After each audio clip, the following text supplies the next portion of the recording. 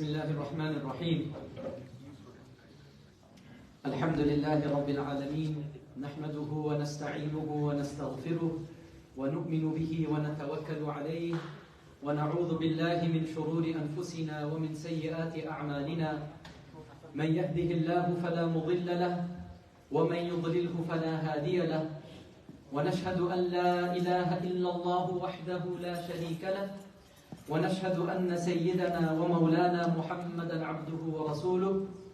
أما بعد، فقد قال الله تبارك وتعالى في القرآن المجيد: أعوذ بالله من الشيطان الرجيم، بسم الله الرحمن الرحيم. قال رب السجن أحب إلي مما يدعونني إليه، وإلا تصرف عني كيدهن أصب إليهن وأكن من الجاهلين. صدق الله العظيم وصدق رسوله النبي الكريم، ونحن على ذلك لمن الشاهدين والشاكرين، والحمد لله رب العالمين. Respected elders, dearest brothers and sisters, beloved youth, Alhamdulillah, we're continuing. We're on part 3 of the life of Prophet Yusuf alayhi salam, and we had covered the childhood of Prophet Yusuf alayhi salam and his duration that he spent inside of the well, in the darkness of the well, in solitude all by himself. And we reached the point where Allah, in His unseen way, has made the situation for Yusuf alayhi salam that he now ends up in the middle of Egypt, which is a bustling city. It's the peak and the prime of civilization. It's the center of commerce, a lot of people, and it's the busy place of the world. From the middle of a well, Yusuf alayhi salam, he is now transported to the middle of Egypt. And brothers and sisters, we have discussed and mentioned the importance of what we call divine intervention. What is the meaning of divine intervention? It means when everything looks like the world is going in one direction, but from the unseen, Allah makes things happen for His special believers. Allah makes special things happen for people who are connected with Him, people who are devoted to Him, people who don't let this temporary world, they don't make this their objective. They make God, they make Allah their objective. What happens? Allah makes things happen for them. So we had discussed some of those things. Number 1, when the brothers wanted to kill Yusuf alayhi salam, Allah softened the heart of the eldest brother. He said, we're not going to kill him. If you're going to do anything, throw him in the well. First divine intervention. Right? Because they could have easily killed him. They were powerful, they were strong, they were older. Nothing could have stopped them. What's the one thing that stopped them? Allah softened the heart of the eldest brother. He said, we're not going to do this. Then when they threw him inside of the well, normally if a person falls inside of a well and you're falling that deep and you end up straight into a rock, what's going to happen? You're going to die. But what happened when Yusuf alayhi salam was thrown inside? Divine intervention number 2. Allah sent the angel Jibreel alayhi salam. When he fell inside of the well, he fell right into the lap and into the hands of the angel Jibreel alayhi salam. Second divine intervention. Now he's stuck in the well, he's with Jibreel. Okay, fine. What is he going to do? Live the rest of his life in the well? How did he end up in Egypt? You had this caravan that was heading towards Egypt, but somehow they made a wrong turn. They got lost on the way. How did they end up getting lost? Egypt is a place people frequent. The trade caravans, they always go to Egypt. It's the center of commerce. How did they end up on the wrong road? Again, divine intervention. Allah wanted that caravan, you must go towards Canaan. You must reach the well of Yusuf alayhi salam because my beloved is there and he is waiting. One way or another, this caravan has got to reach the well of Yusuf alayhi salam. So Allah made it such. They got lost on their way, they made a wrong turn, they ended up taking Yusuf alayhi salam, they take him to Egypt, and Yusuf alayhi salam, this is how he ends up in Egypt. And as I mentioned, this is the center of business, this is the peak of civilization, and the Prophet Yusuf alayhi salam, he doesn't just end up anywhere. He could have been in any home, but who adopted him? Not just adopted him actually, who bought him as a slave? Because at this point he was enslaved. Who bought Yusuf alayhi salam? A person who was very high level in the government, very high position, rich, wealthy man, the Aziz of Misr, the Aziz of Egypt. He buys Yusuf alayhi salam and he keeps him in his home, taking care of him very, very well. عَسَىٰ أَن يَنْفَعَنَا أَوْ نَتَّخِذَهُ وَلَدًا. He tells his wife, perhaps this child will benefit us. We keep him with us in our home. He's going to be a source of great blessings and goodness. And forget about keeping him as a slave. نَتَّخِذَهُ وَلَدًا. Maybe we could even take him as a son. We'll take him as our own child. Right? So he wasn't here treated as a slave. He wasn't looked down upon. He was in a high, noble household, and he was very well taken care of. And like this is where Yusuf alayhi salam, he becomes a young adult, and Allah gives him prophethood, Allah gives him knowledge and wisdom, and he's in the house of the Aziz, and everything looks like it's just going well now. Things are going smooth. He's living in a good house, wealthy, people are looking after him, he's taken care of, he's in a very noble position. Everything looks like it's smooth. Until one day, Allah brought a big trial upon Yusuf alayhi salam.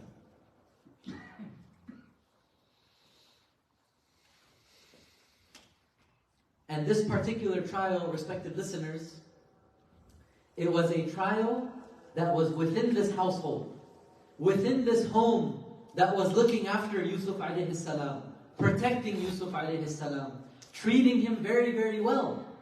Had this particular trial come from outside, it would have been easy, right? Yusuf alayhi salam could have said, you go about your business, I don't have any care for this.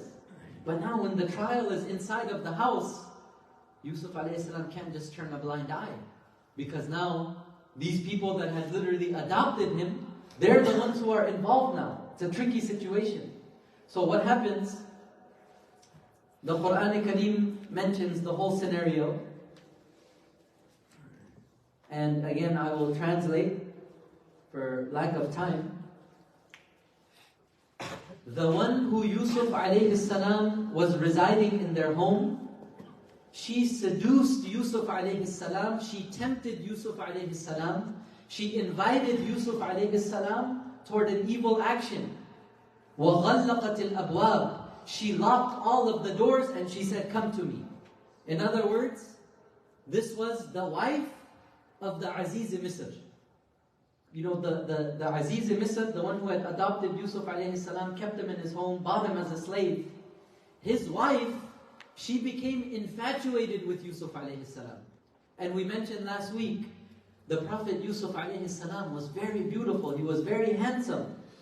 Half of the beauty of mankind was given to Yusuf alayhi salam. The other half was distributed amongst the rest of mankind. So imagine, he's very handsome, he's very beautiful.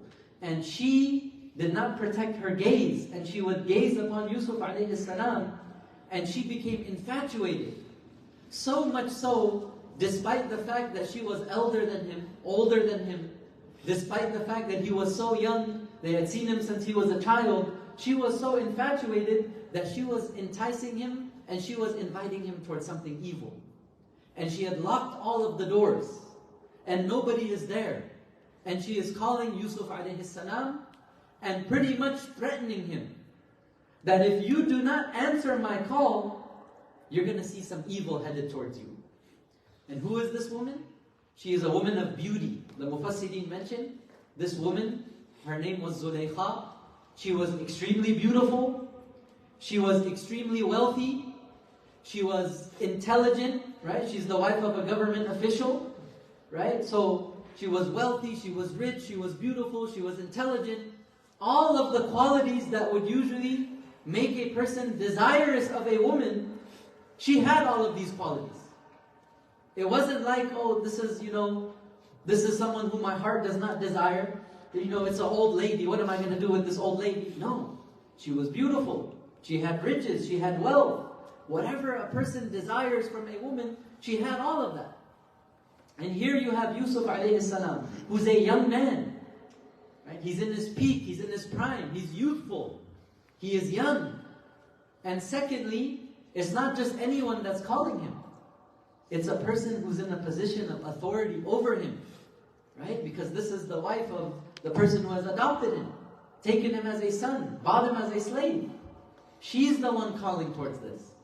And then you also have to keep in mind that if Yusuf alayhi salam refuses and he rejects, it's not like he can just go on his way. She's threatening him. If you don't answer this call of mine, you'll see what's going to happen to you. Now imagine, all of these circumstances, they're put in front of a human being. They're put in front of a young man. What is going to stop him from following his desires? What is there that's going to block a young man in this position? Right? Usually, a man is going to go towards somebody else. The man is going to approach the woman. I'm desirous of you, X, Y, Z, I think you're beautiful. In this case, she is coming to him. And she's threatening him. If you don't answer me, you're in big trouble. All of the circumstances are against Yusuf alayhi salam. She's locked all of the doors. Everything is there that could accommodate this evil act to take place. And subhanallah, with nobody there, nobody watching, nobody looking, nothing there to stop this act from taking place, Yusuf alayhi salam, he mentions his golden words. What did he say when he was put in this predicament? Nobody's watching, nobody's looking. He says, Ma'adallah. I seek refuge in Allah. I seek refuge in God. How can I commit this action? How can I disobey my Creator? Nobody is seeing, but Allah is seeing. My God is seeing. My Creator is seeing. He watches me at all times. Even people can't see, it doesn't matter. Allah is watching me. There is no way that I can do this. I seek refuge in Allah. Imagine in such a difficult time, a time of negligence, a time where 90% of people, they would slip, they would fall into that trap. He says, I seek refuge in Allah. I'm not going to do this. Innahu Rabbi ahsana mathwai. He says, indeed, my Lord, He has taken very good care of me. He has taken care of my accommodation here in Egypt. He's taken care of me very, very well. How can I now go behind his back and disobey him? So the commentators mention, this statement could either be talking about the Aziz of Misr, because this is his wife who is tempting him. Your husband took very good care of me. How can I now go behind his back and do this action with you? I'm not going to do that. Your husband was so good to me. I'm not going to disobey and go behind his back. And secondly, they say that it doesn't refer to Aziz of Misr, it refers to Allah. That my Allah has taken such good care of me. My Allah has accommodated me. My Allah has literally taken me out of the grip of danger and circumstances where I almost died. Allah saved me from all of that. Now I'm going to go and disobey that same Allah who has taken such good care of me? I love my Allah more than that. I love my Creator more than that. I appreciate and respect His bounties on me more than that I will use these bounties to disobey Him. That's not going to happen for me. Look at this. Ambitious. How much zeal. How much taqwa. How much concentration he has of Allah at all times. Even when he's put in this position, he doesn't slip. And this is what he says. Innahu Rabbi ahsana mathwai. My Lord has taken great care of me. How can I now disobey Him? And as I mentioned before as well, this is how a human should think. That from my head to my toes, all of these faculties that Allah has given me, they don't belong to me. They belong to Allah. He has entrusted these things to me. Right? Because when a human is born, we can't take these things for granted. We're not entitled to our eyesight. We're not entitled to our bodies. Right? We don't, demand these things from Allah. No. Allah gives it to us out of His grace and His blessings. So this is how a believer should think. My eyes are not my eyes first. First, they're Allah's eyes. He gave them to me. He entrusted them to me. The hands which Allah has given me, these are not mine. These are things which Allah has given me. He is watching. How am I going to use these hands? These feet which I have, where they're going to walk. Right? So every blessing, this is how you have to think. This is how we have to think. Oh God, you gave me these feet. They're a blessing. I can walk. I can move. I have seen people in wheelchairs. I have seen people who are amputated. You have blessed me with these feet. So I make this promise to you. Oh Allah, I will only walk with these feet to places that you are pleased with. I will only use these feet to go in places that you are happy with. Right? I will use these feet to walk to a charity drive. I will use these feet to walk towards the prayer. I will not use these feet to dance around in a club. I will not use these feet to go in a place where you are displeased with.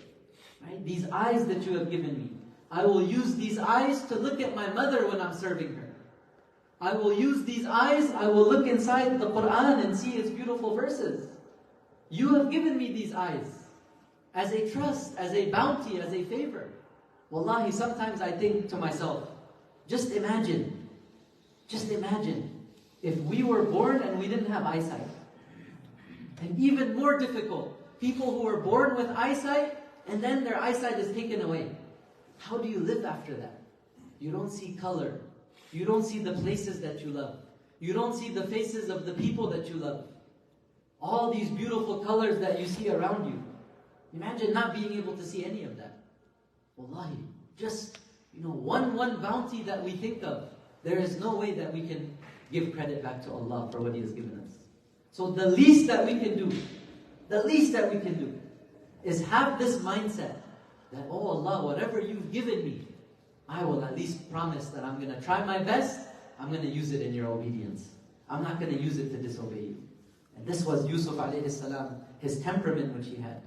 And it is mentioned that part of the reason that he had motivation and encouragement, of course he was a prophet of Allah. Prophets don't sin. Prophets are not tempted by sin. But it is mentioned that when this dilemma occurred, it's mentioned in the Quran, لَوْلَا أَرَّآ بُرْهَانَ رَبِّهِ. The proof of Allah being present at that time, this is what is mentioned. There was some proof that Allah sent down. Something that Allah showed Yusuf alayhi salam that made his heart turn away from the sin. He wasn't interested in this because of something which Allah showed him. What was that thing which Allah showed him? It's not mentioned in the Quran. So that's why there's a difference of opinion. The commentators say different things. Some say that he was shown the face of his father Yaqub alayhi salam. And Yaqub alayhi salam looking at his son, Yaqub, Jacob, he's a prophet. He's looking at his son Joseph, Yusuf alayhi salam. When he sees the face of his father, the noble prophet, Yaqub, he said, there's no way that I could be interested in this sin. Look at my father Yaqub and look at the sin. We're from a noble lineage. We're from the lineage of prophets. How is a prophet going to be in this position? So this is the first one. He saw the face of Yaqub. Some say it was the verse of the Quran. La taqrabu zina. Do not come close towards zina, towards adultery and fornication. He saw this verse written. And when he saw it written, immediately he said, this is something that I cannot come near. I cannot come close to committing this sin. Right? And thirdly, they mention that Yusuf alayhi salam, he saw the face of Aziz Misr. He saw the face of the husband of Zulaykha who was tempting him. And this is the reason why Yusuf alayhi salam, he saw the proof from Allah subhanahu wa ta'ala, and it helped him to abstain. It helped him to keep himself chaste during this time. So, one of the important things that we understand from this, respected listeners, is that where did this whole dilemma begin? It began because Zulaykha, the wife of the Aziz Misr, she did not control her eyes. She did not control her gaze. So she became infatuated by the physical beauty of Yusuf alayhi salam. The gaze is one of the gateways to the heart. You see, today, the spiritual self, this is something people don't care about. We're only looking for physical things. We're only looking for external things. We forget about the spiritual soul. There are realities to the soul. Your eyes, what you look at, directly it will come into a person's heart. It comes into a person's behavior. What you listen to, what you hear, spiritually it affects you. Right? I have seen people that I have known for a long time. When they grew up with us, attending lectures like this, in the masjid, in the mosque, being around good people, you hear the types of things that they talk about. It's good things. Because they hear good, they see good, they're surrounded with good. And then the moment they get out of this type of environment, and they're with company who is not like-minded, then what happens? When you see that person, you will hear, F-bombs and, bad language, and the things that they're interested in, everything changes. Why did that happen? Because spiritually, they didn't guard the gateways to the heart. Right? One of the biggest ways that will influence the heart is what we see. And respected listeners, especially the youth, this is something that an attempt is being made to make human beings of this society and of this day and age lose our innocence, lose our dignity, lose our respect, lose our morals, lose our respect towards women, lose our respect towards ourselves. We must think about this. It's very, very important. Because today people will think, well, what's the big deal? I'm just on my phone and I'm enjoying some videos of women dancing around and this model and that model, and I'm following this Instagram page and that Instagram page. What's the big deal? Right? I'm young, I'm enjoying my life. No, you're not enjoying your life. You are diseasing the clean and beautiful heart that God gave you. You are soiling your eyes. You are soiling your mind. You are making women into an object of your satisfaction and your pleasure. Right? That's what happens to a human. You've made now physical beauty the is-all, the end-all, and the be-all. That's it. It's all got to do with physical. Right? And subhanAllah, we see what is true love. What is true love? Today we think true love is just the physical beauty. That's not true love. True love, you see, when people rely on the physical beauty, then what happens when a person gets old? The marriage goes, it's very important, pertinent things. You have to understand what's going on in our communities, because this is the stuff that we hear. Marriage goes by 10, 15 years, then what happens? I just don't love her anymore. I just don't love him anymore. What do you mean you just don't love him? Because he got some white hairs now? He got some gray hairs now? So now you don't love him? She's had 1 child, 2 child, 3 children. She's not getting sleep, so she's got some bags under her eyes. Now you don't love her anymore? Well, what happened when you first got married? When she was looking, extra beautiful, and you guys were young, 22, 23, 24 years old. Now that you're 40, 50, what happened? All the love is gone? So where was the love? It was only in the physical. That's not true love. That's shallow. True love is deeper than that.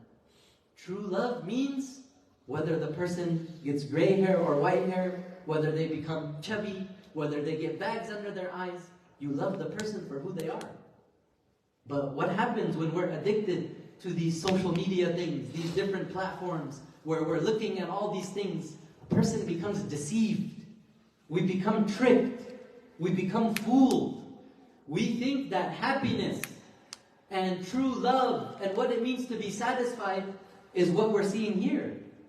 That's not what satisfaction means, right? Marriage is a lot deeper than that. Marriage is commitment. Marriage means through thick and thin, you are there for one another.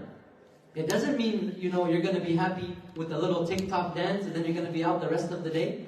It ain't going to happen. You got 2, 3 kids, who are awake at night. Sometimes there's difficulties. Everything is not going to be the way that you like. But now when we're addicted to this is what we think means happiness, right? So what happens? Our mindset of what is happiness in a relationship, it becomes altered. It becomes switched around. It becomes deceived, right? So this is why it's very, very important that we have to understand, protect our gaze. Don't corrupt your heart. Don't pollute and soil your heart by, casting these lustful glances. It is mentioned, إِنَّ النَّظَرَ سَهْمٌ مِّن سِهَامِ إِبْلِيسِ مَسْمُومٌ. Right? It's so degrading, wallahi. Sometimes just to see. We see people, this happens a lot, where, a person is conversating, you're engaged in something, you're walking, you're studying in, Starbucks or Barnes & Noble, and then something happens and a person walks in, and then, a person says, oh my goodness, wait a minute, look at that person over there, amazing, wow. What does that person have to do with your lesson right now that you're studying, right? This is like an animalistic type of behavior, that every, woman that passes by, you have to pass a comment, you have to look, you have to make a remark to your friends. What's all that about? Right? That's a very low standard of living life. That woman, she is respectable in the eyes of Allah, in the eyes of God. She's God's creation. She's not your tool that you're going to just look at her and pass remarks about and get pleasure to your eyes over her. You know, in the time of the Prophet ﷺ, there was a young man. He came to the Prophet ﷺ.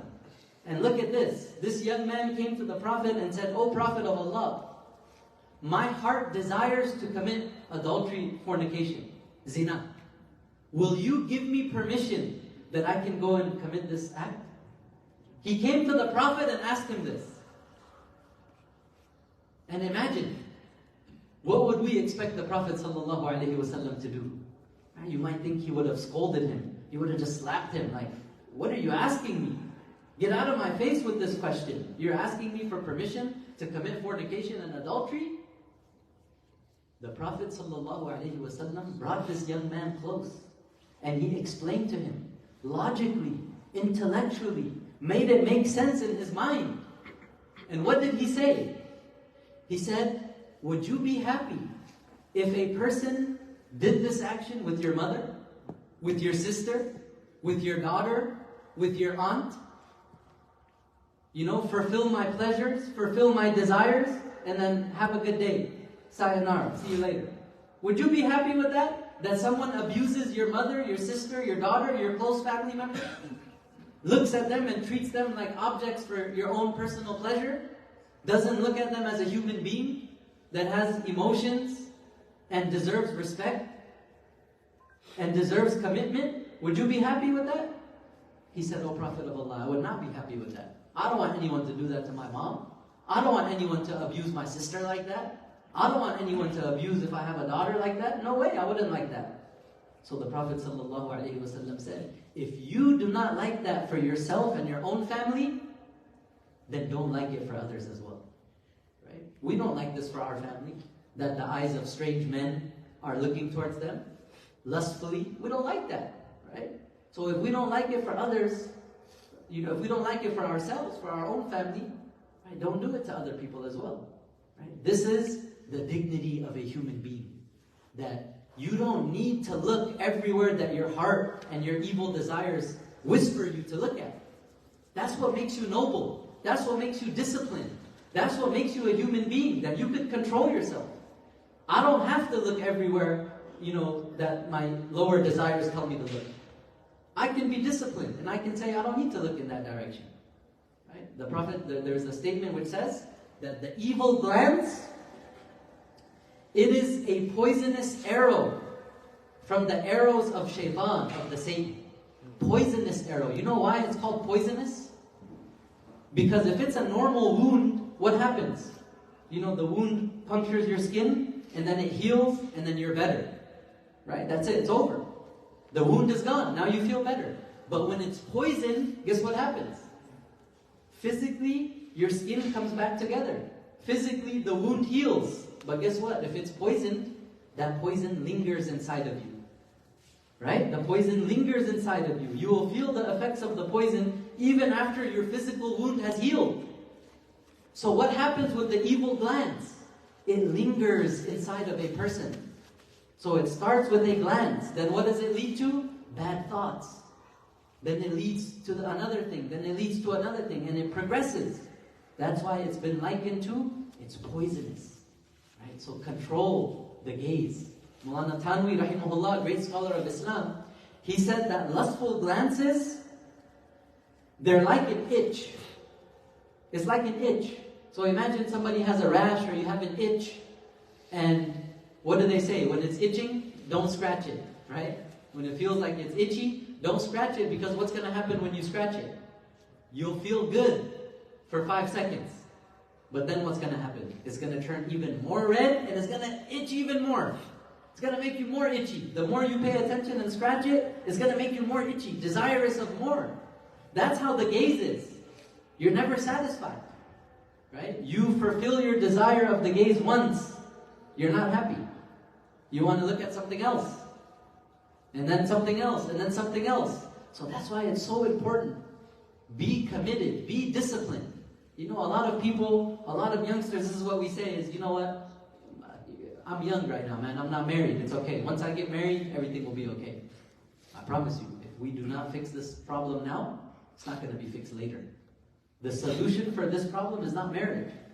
The solution for this problem is discipline and loving Allah more than we love our lower desires. That's the only solution. Because I promise you, understand what's happening in communities. Marriages are breaking because men and women, they're looking at stuff that they're not supposed to be looking at on the internet, even though they're married. So the solution is protect ourselves now, right? And one of the best ways of protection to, build within ourselves the resilience and the discipline to control. Don't let other things control you. You control yourself. And when we can't control our gaze, what happens? The gaze is controlling you. Wherever, a beautiful image appears, your eyes have to go there. Wherever your lower desire tells you, nobody's home, nobody's here, look at something bad, the lower desires control you. It makes you get on your phone, it makes you go on your laptop, it makes you do all of that stuff. May Allah give us the determination and willpower and the ability to control ourselves. So one of the things that we see here, what protected Yusuf alayhi salam was that when this temptation came, he saw an image of Yaqub alayhi salam. He saw a verse of the Quran that said, don't come near zina. Right? He saw this. And part of this is what influenced him. He said, I'm not going to go in this direction. So the ulama mentioned, today, if you want to discipline yourself, use some of these tactics. Right? Use good approaches that will help you. So first and foremost, if you're on following weird stuff on Instagram, and you're following weird stuff on social media, and you're like, you know what, I'm going to control my gaze.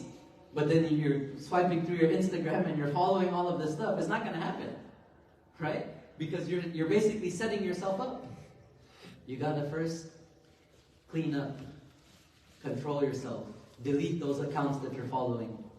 Right? Make a commitment to yourself, make a firm resolution and an intention.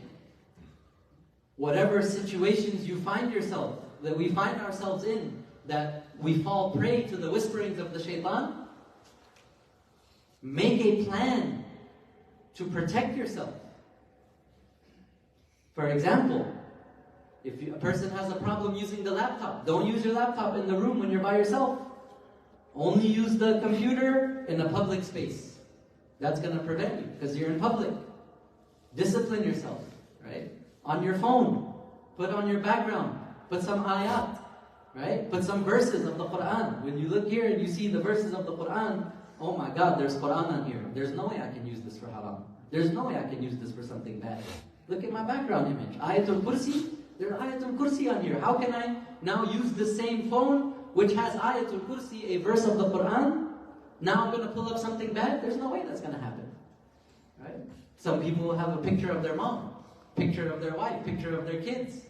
Right? I got a picture of, these beloved people to me. What would they say if I use this in the wrong way?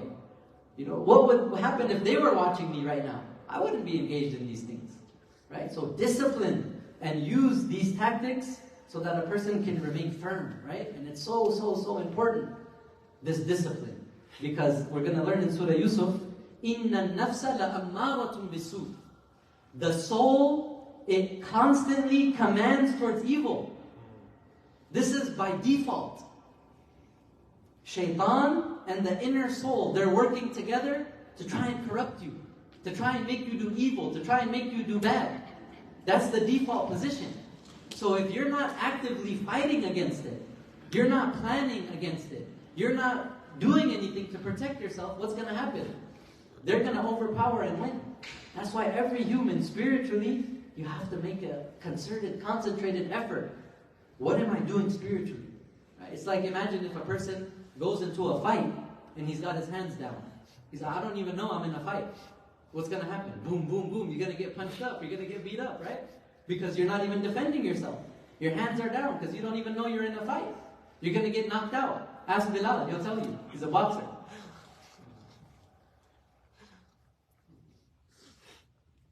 Actually, Bilal is like, put your hands up, put your hands down. It don't matter. I'm still getting the KO.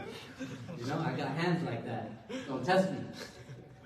So you're coming into a fight, your hands are down. What's going to happen? You're gonna get busted up, right?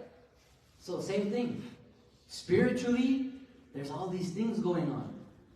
You know, people are out there. Industries are out there. Shaitan is out there. The lower self is out there. This is all working against us. Are our hands down? Or are we actually putting our hands up? To say, you know what, I gotta battle against all of these things. Right? For many people till now, we haven't realized that a lot of this stuff that's out there, these are our opponents. They're against us. They're trying to take away our innocence. They're challenging our core faith. We haven't realized that. Right? So, like I said, imagine you're going into a fight and you don't realize the guy in front of you is your opponent. Again, you're going to get beat up. You have to realize who's who and what's out there. So, as I mentioned, Zulaykha, she was tempted, she was infatuated with Yusuf alayhi salam, and the core issue that was here was because she did not protect her gaze. She was infatuated with Yusuf alayhi salam because of her lustful glances. And the second thing we learned was that Yusuf alayhi salam, when he was put into this dilemma, the first thing he said was, I seek refuge in Allah. I seek refuge in Allah. So a lot of these problems that we have, these addictions that we have, these inner diseases that people have, one of the biggest solutions, turn to Allah and ask Him for help.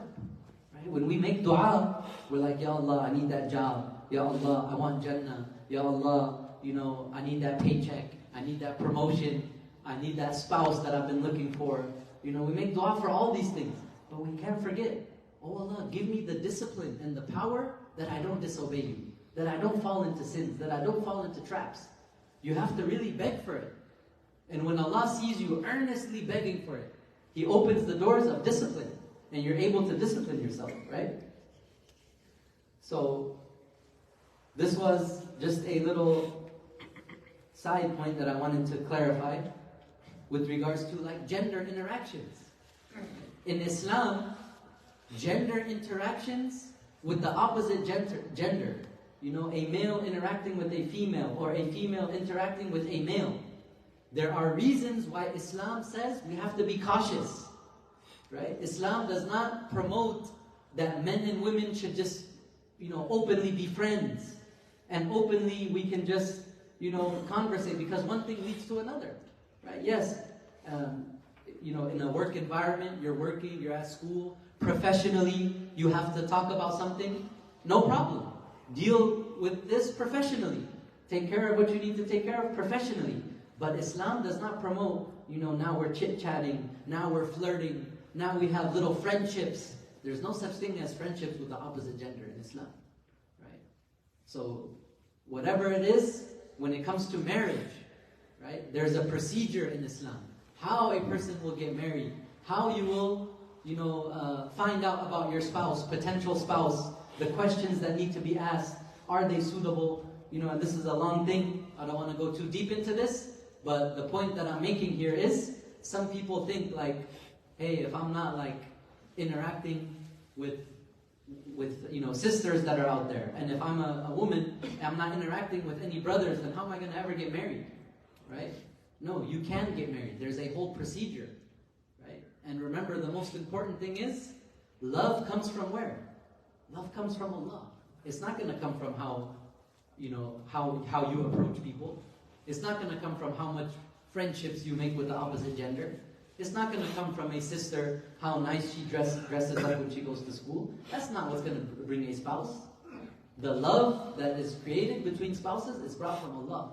So you do what you need to do in the permissible, and Allah will facilitate the rest.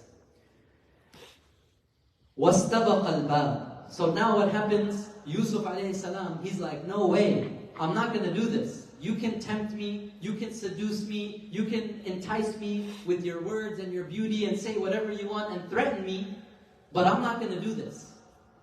And the words of the Quran say, they literally raced towards the door. Imagine that. the Prophet Yusuf is running. He's running away from Zulaykha. They're racing towards the door. Yusuf is running to the door to get away, and she is following from behind. And it is mentioned that the doors were all locked. And imagine, this is like a government official. He's got multiple doors, right?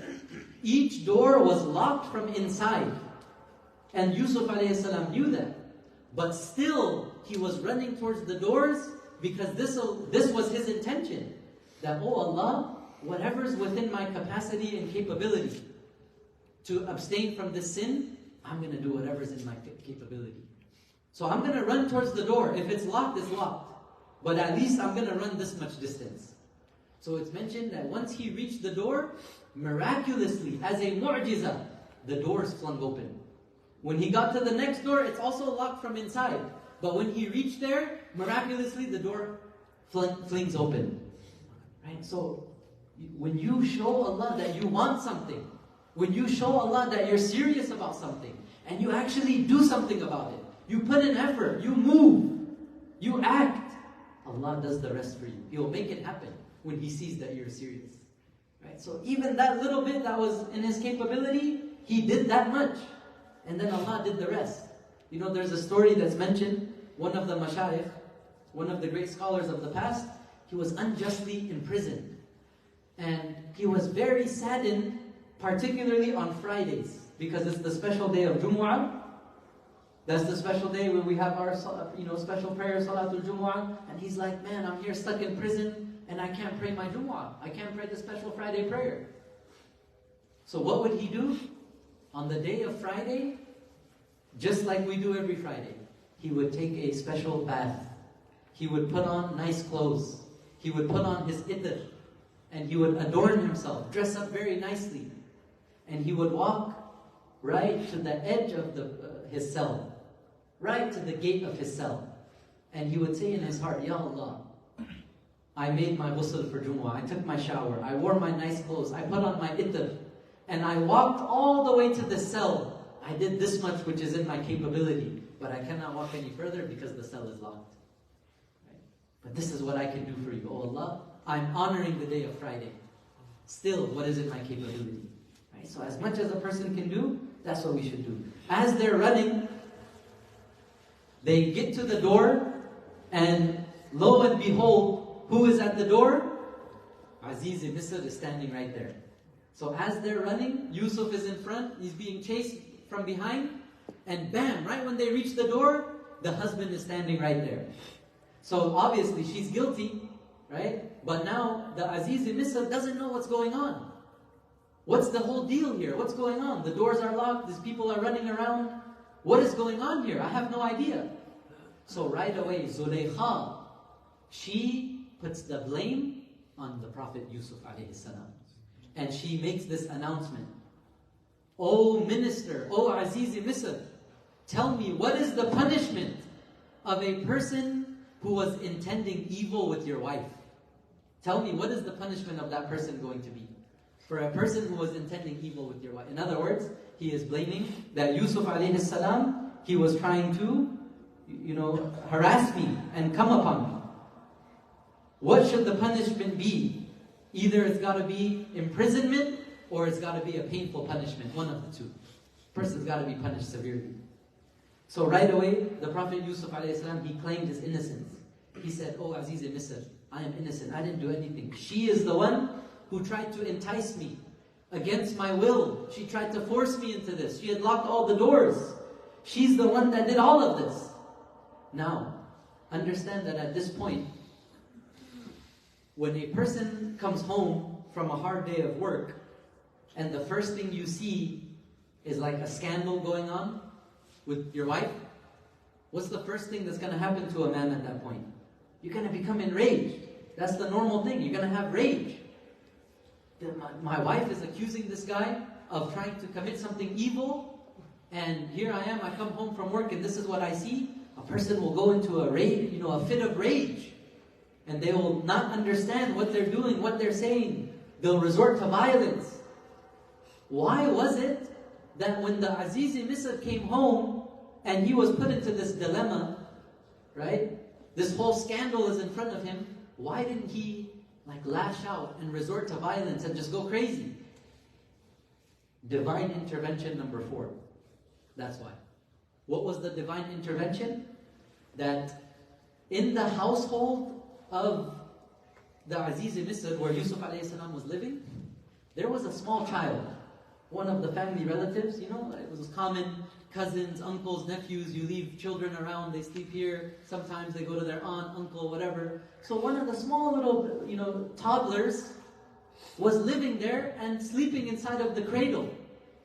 So this dilemma is going on. All of these adults, they're arguing. She's saying, what's the punishment? He's got to be in prison. No, he's got to get a painful punishment. And then Yusuf alayhi salam is like, I didn't do anything. She locked the doors, she came upon me, and now here's the Aziz Misr probably getting ready to blow up, wanting to assassinate Yusuf alayhi salam, na'udhu billah, or do something crazy. Just when things are about to get heated, that little small baby who's in the cradle, who's not even at the age to speak, small baby, can't even talk, suddenly the baby starts speaking. إن كان قميصه قد من قبل فصدقت وهو من what's the verse? إن كان قميصه قد من قبل. If the shirt is, look at his shirt. Look at the shirt of the Prophet Yusuf. If the shirt is ripped from the front, then what does that mean?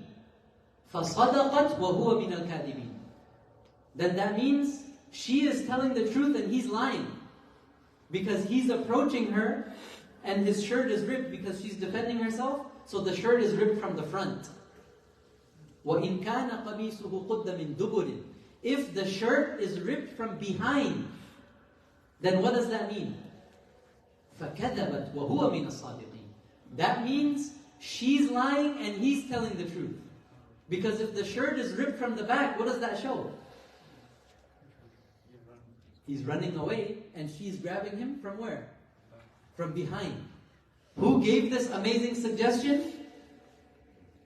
Baby. Right? Amazing suggestion, right? The whole logic behind it makes 100% makes sense.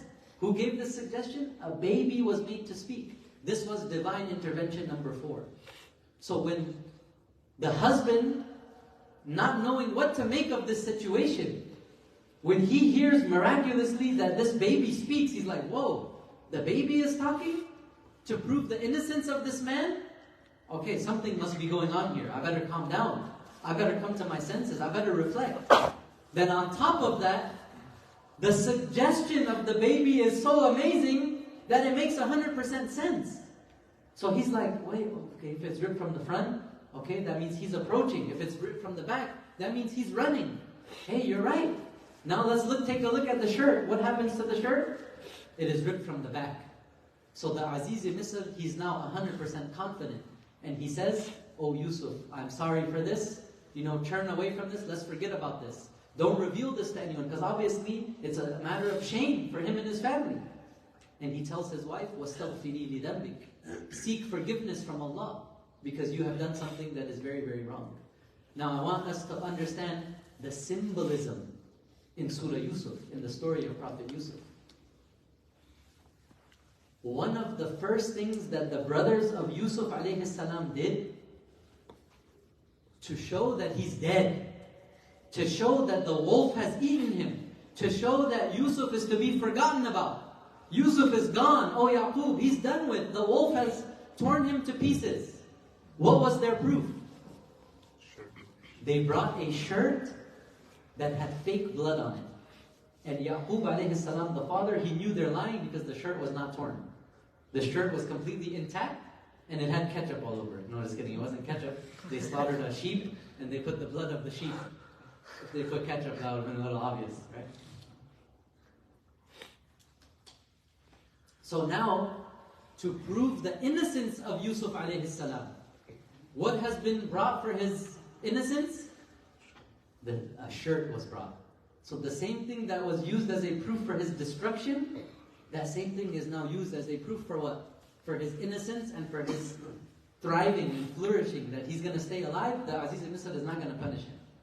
So eventually what happens?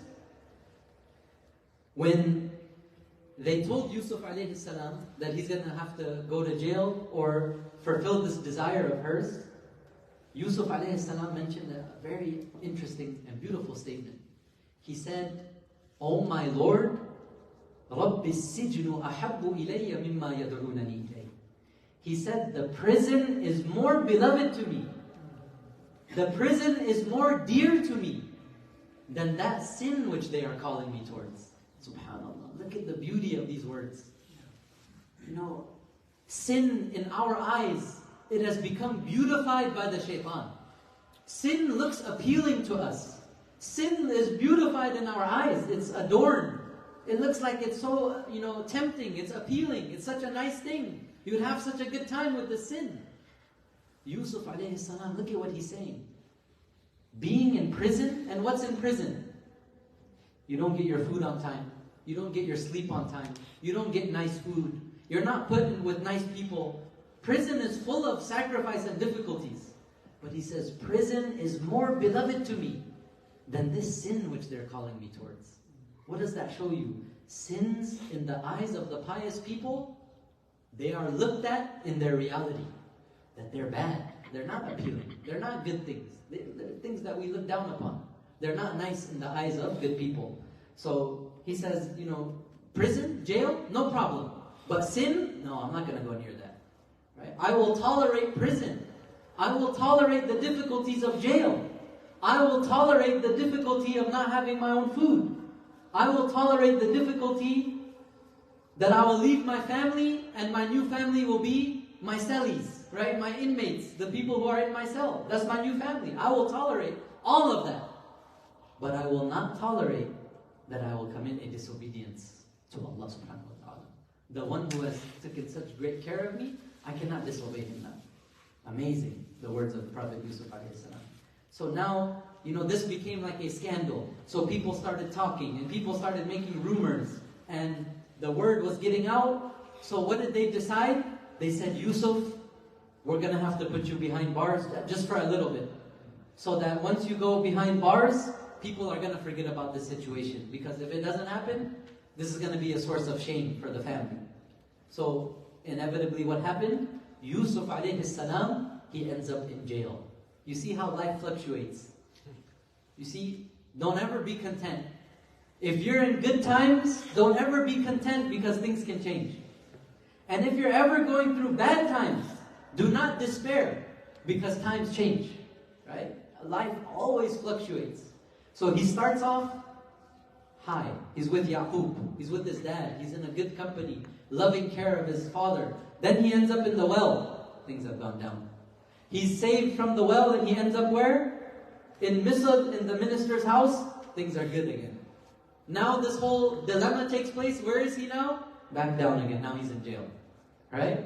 You see how life goes up and down. A person, always keep your trust on Allah. Always keep your trust in God. Don't let your circumstances either make you feel too high and don't let it make you feel too low. Because no situation lasts forever. Things always change. So they put Yusuf alayhi salam in jail for some years. And I'm just going to fast forward a little bit. Yusuf alayhi salam, he ends up in the jail. So when he's in jail, you can imagine, who are usually the people who are in jail? Thieves, robbers, murderers, right? Bad guys. And of course, you'll have, those good share of innocent people who've been wrongly accused, like the case of Yusuf alayhi salam. But you got all these people in there, and now you have a noble, distinguished, pious prophet of God in the midst of the prison. So it didn't take long. It didn't take a long time. Yusuf alayhi salam, he, as they say, earned his stripes in the jail. Okay, he earned his colors in the prison. But how did he earn his colors? By getting in fights? By showing his strength and bravery? How did he show his reputation as a great man? These people who were jailbirds, as you can call them, right? The low of society in the eyes of people. The Prophet Yusuf alayhi salam didn't care. He said, these are human beings. Maybe these people have repented. they're worthy of my good conduct because these are my neighbors. They're worthy of my good conduct because these are my neighbors. So anytime a prisoner was sick, Yusuf alayhi salam would be there at his door. How are you? Are you okay? May God cure you. I'm with you. Can I help you with something? Do you need anything? The other prisoners, you can imagine, of course prison at that time is different from this time, but I'm just saying this so that we can kind of get an understanding, right? It's yard time, people are playing basketball, they're doing all these things. Yusuf alayhi salam is performing his salah, right? He's praying, he's doing ibadah, he's making prayers, he's asking from God, right? So when the people see Yusuf alayhi salam, they're like, man, this person is different. He's different from all of us. He prays, he's kind-hearted, he speaks nicely, he's devoted to God, he's very nice to all of the prisoners who are here. It took very little time. Yusuf alayhi salam was like a celebrity inside of the jail. People loved him.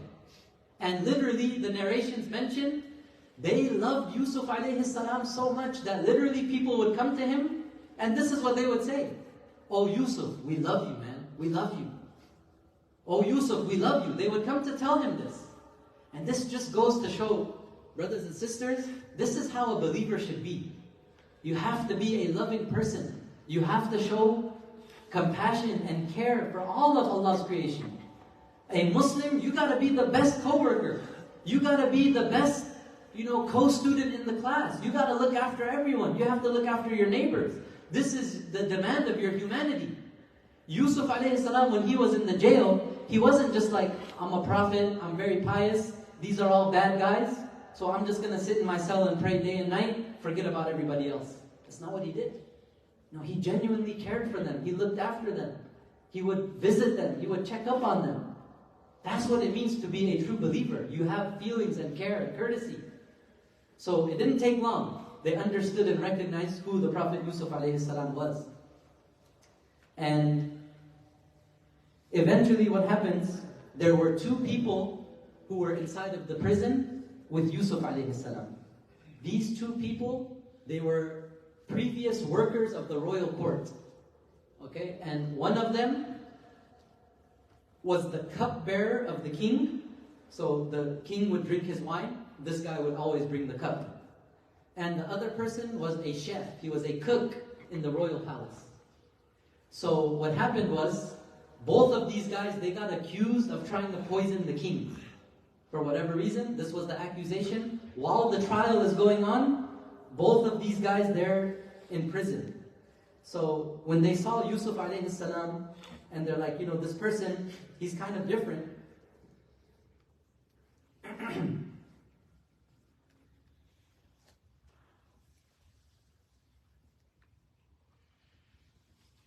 They said, this person is kind of different, he seems very intelligent, lots of wisdom.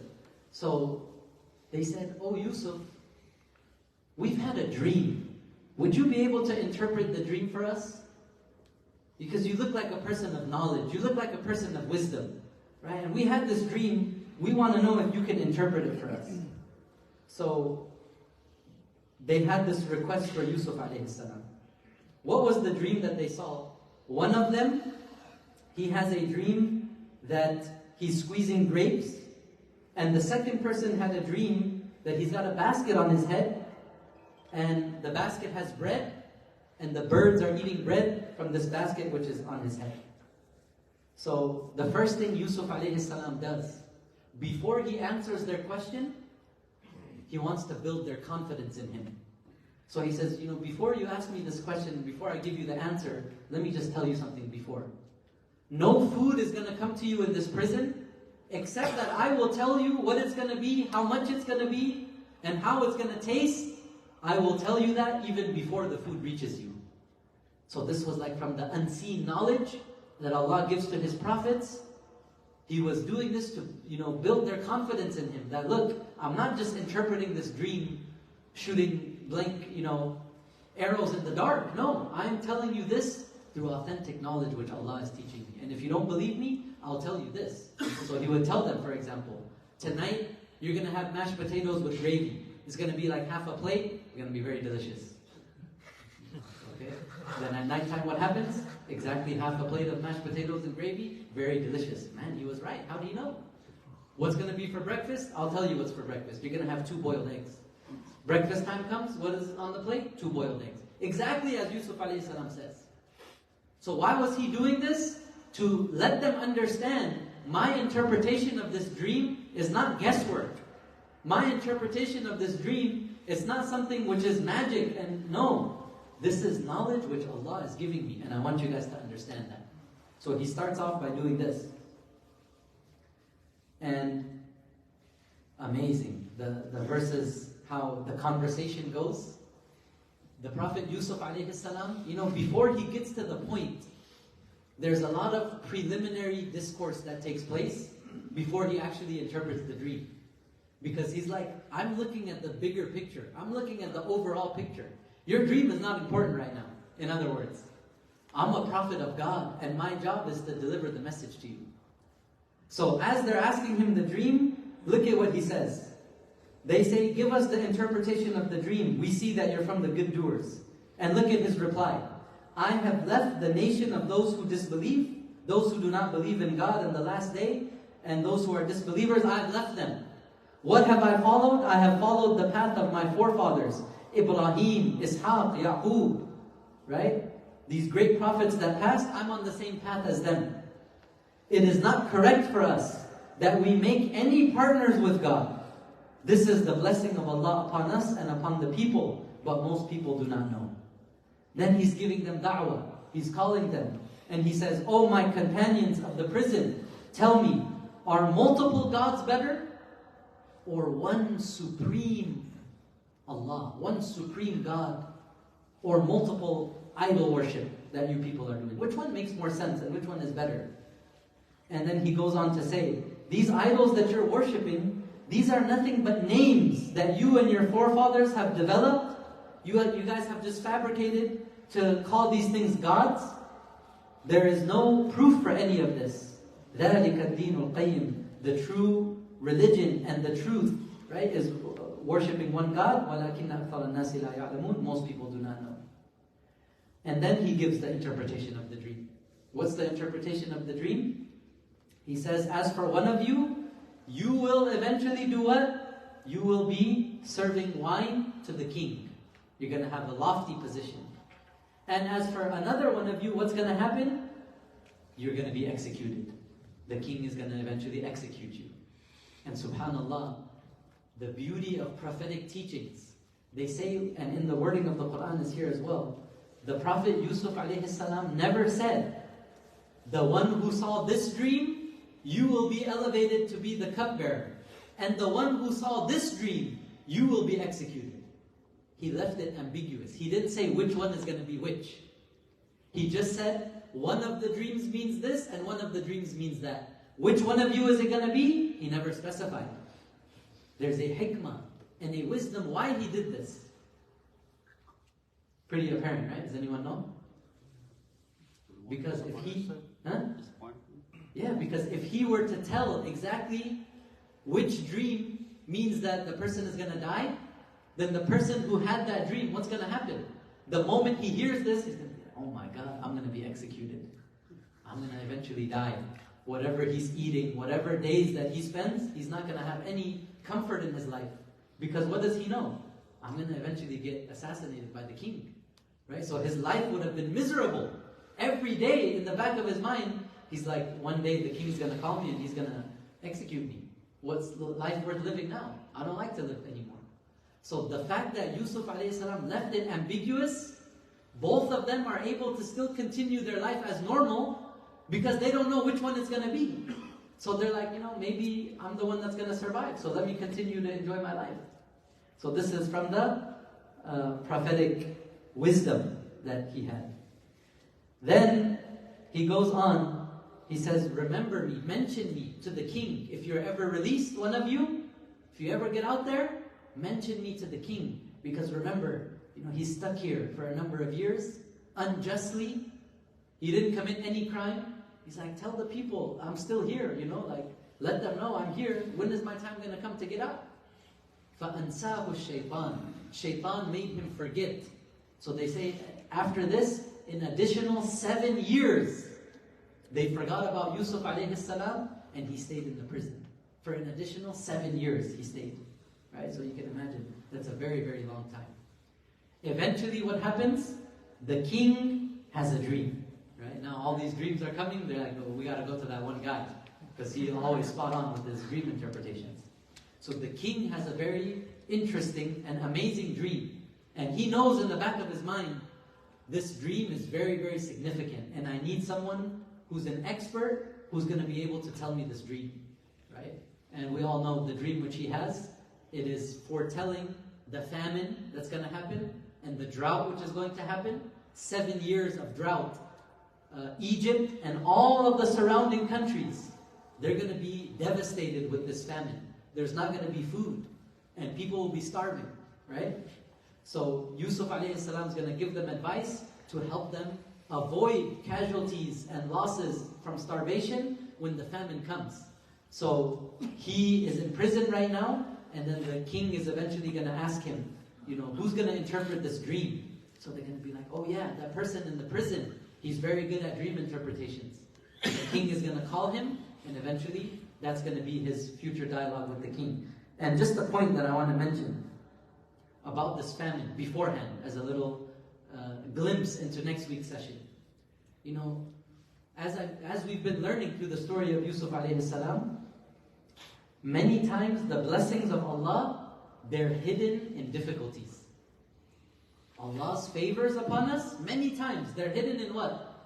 In difficulties. So right now we might be thinking, the Prophet Yusuf is in prison? Man, this is a prophet of God, and he's in prison, and he's going through difficulties. How could this be possible? It's a prophet, and he's, in the worst of all places, he's in jail.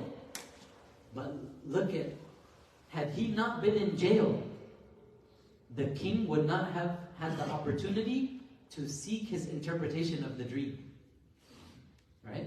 Allah made all of this happen, that he will be in prison. He's going to become famous for his dream interpretations through those two guys in the prison, because one of them had a connection with the king, right? He was the cupbearer.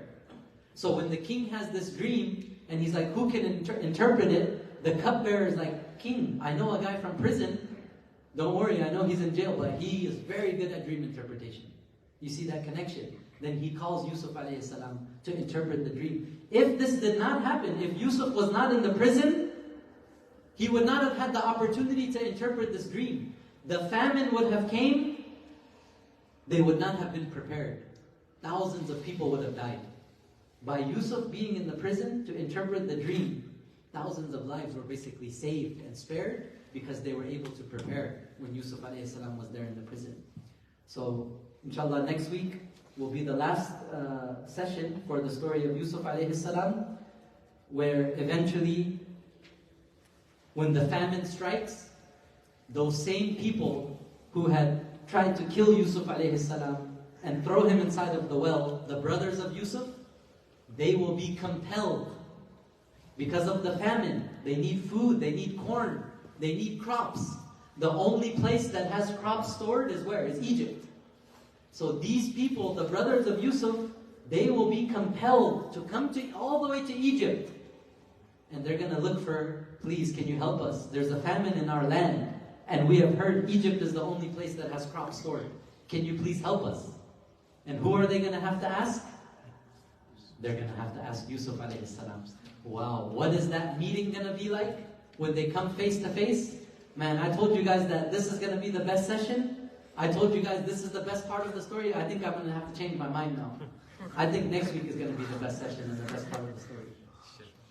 And then next week, if we have a fifth session, I might change my mind again. But that's to be tuned, right? Stay tuned, inshallah. We ask Allah subhanahu wa ta'ala that He accepts, that He brings these characteristics and qualities of nobility and honor that the prophets walked with, and that they displayed to mankind.